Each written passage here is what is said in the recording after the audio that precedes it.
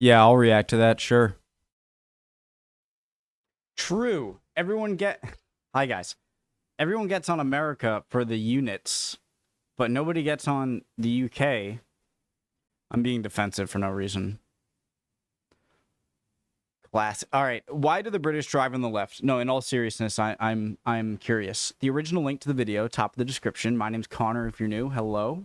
I like to learn about things. Let's go.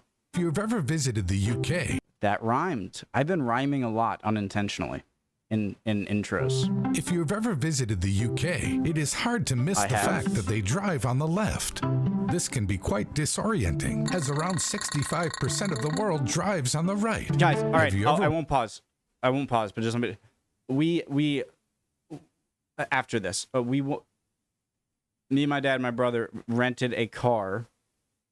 If you watch other of my videos, you might have heard this a million times.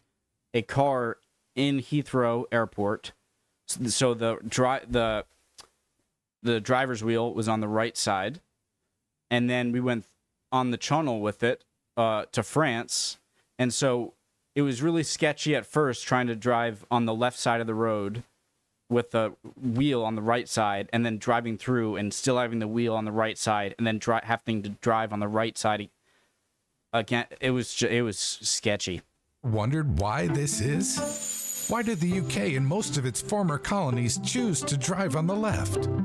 The answer is a rather long and complicated one. Let us explain. For starters, it should be noted that the practice of driving on the left even predates cars.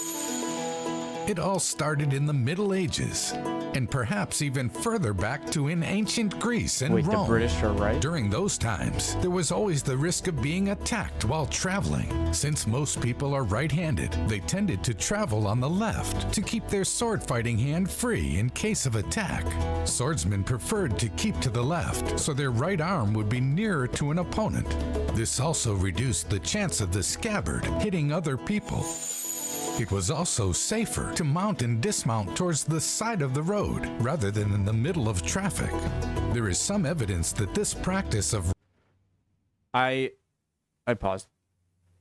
I heard that in feudal Japan, or Japan before Meiji Restoration, samurais, that they would always walk on the right and have their samurai sword on their right hip, so that if they pass another samurai, their sheaths, swords, don't clank and make a loud noise, and then they'd have to duel each other or something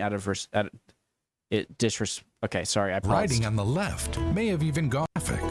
There is some evidence that this practice of riding on the left may have even gone as far as ancient Greece and Rome.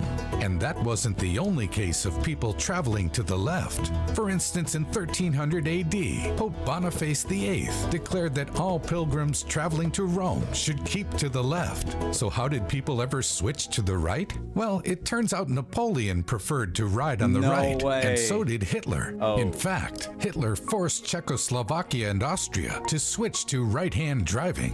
However, since Britain resisted both Napoleon and Hitler, the country never switched to the right. One country that did not have to make the switch, however, Hitler. In fact, Hitler forced Czechoslovakia and Austria to switch to right-hand driving. However, since Britain resisted both Napoleon and Hitler, the country never switched to the right. One country that did not have to make the switch, however, was America. Did we just do it out of spite? Although the US likely started out riding on the left, as in England, the country has been driving on the right side of the road since colonial times. At that time, the country saw the use of large wagons that were drawn by several pairs of horses. These wagons had no driver's seat, and the driver sat on the horse at the rear left. Driving to the right meant the driver could see oncoming traffic, and it also made it less likely large wagons that were drawn by several pairs of horses. These wagons had no driver's seat, and the driver sat on the horse at the rear left. Driving to the right meant the driver could see oncoming traffic, and it also made it less likely they would steer into a ditch. Although this has been the practice since colonial times, it wasn't until 1792 and 1804, respectively, that Pennsylvania and New York made it official by regulating it. Many states then followed their example, but the practice was cemented when Henry Ford put the Model T's steering wheel on the left-hand side of the car. The mass production of affordable cars then saw many countries change Henry Ford, wasn't he of the car. The mass production of affordable cars then saw many countries change their rules of the road. Meanwhile, in the UK, the massive wagons of the US weren't popular. Instead, vehicles in Britain were smaller and had seats for the driver to sit on behind the horses. As most people are right-handed, the driver would sit to the right of the seat in order to keep his whip hand free. This ensured that people kept driving to the left. In addition, 18th century London saw the introduction of a traffic law to make all vehicles on London Bridge keep to the left. This was in an effort to reduce collisions. The rule was then incorporated into the Highway Act of 1835 and was later adopted throughout the UK, making left-hand driving mandatory in Britain. The 20th century saw an attempt to harmonize road laws in Europe, leading to a shift in right-hand driving. But that didn't affect the UK. Today, there are around 78 countries and territories that drive on the left. Guys, I love the swirling staircases at the back of double-decker buses. They look so cool. Yeah, really interesting video. I know I paused. I know. All right. I would appreciate any answers to any of the questions I had or just any comments in general. I hope you guys are doing well, and I will see you next video. Bye, guys.